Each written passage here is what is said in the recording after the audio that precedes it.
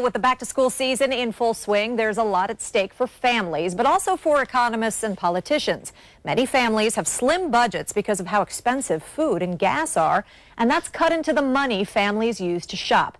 Let's not forget, of course, the cost of college has gone up too. Back-to-school spending is a key way economists figure out how the economy is faring. So how are we doing? Joe Krier, president of Krier Wealth Management, is here to talk about that. Good morning to you. Hi, Stacy. Are we able to discern at this point? Because not everybody's back to school. Have they all done their shopping yet? No, you're right. There's still a few weeks, and up north they go to school a little bit later than we do, but it looks like things are going to come in a little bit lighter than last year. We've got some numbers to show you so far how spending is going, if we can pop those up and take a look-see. Yeah, these numbers actually represent spending that's down about 20% from last year, but it's not all bad news. It's that consumers have reallocated a little bit. Rather than buying name brand jeans, they might be over at Costco or something like that. So there's a very positive trend here. So people spent about $600 for primary and high school, $800 for college.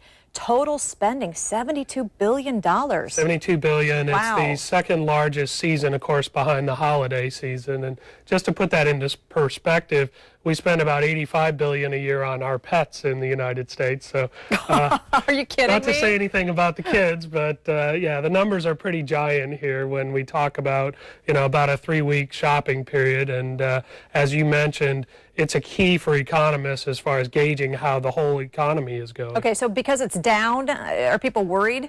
Right now, I haven't seen any major worries. The shift goes from maybe some of the higher-end retailers to the discount retailers, and when they sort it all out, it boils down to consumers maybe being a little more frugal than usual. All right, how is it looking if you're a college student or if you're buying for a college student? Yeah, it's the shift there is it's quite a bit more tech heavy. iPads, laptops, and the shift is, again, it's a positive one there, but there's a lot going on with college costs, and we're trying to see shifts from paper textbooks, let's say, to online textbooks, and everybody's searching for ways to reduce costs on that end. And you see right there, community college prices are up 23%. A 4-year college degree is up 27%. Yeah, and that's over the last 5 years, so that's not a 1-year increase, but it's exceeding inflation overall in the economy by a wide margin, and everybody's kind of scrambling to get a handle on this. What do demographics have to do with this? Well, we've got a situation where there is actually more kids going to college than ever before.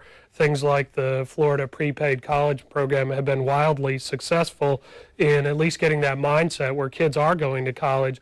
So there's just more kids with the same amount of desks, and prices have to go up in that scenario. You would think if there were more kids that maybe prices could come down a little bit. Yeah, well, the problem is just we don't have the facilities. So things like Florida State College of Jacksonville converting to a 4-year institution from a 2-year, that's accommodating some of the demand. And in the end, this is a good thing because there is a longer-term picture here that a more educated populace is more competitive in a global marketplace. Right, which we certainly need to be. So Washington's eyeing all of this. What role, if any, do they play? Yeah, they've got a lot of things going on. And, of course, they know that the payroll tax increases that occurred earlier in the year are cutting into family budgets.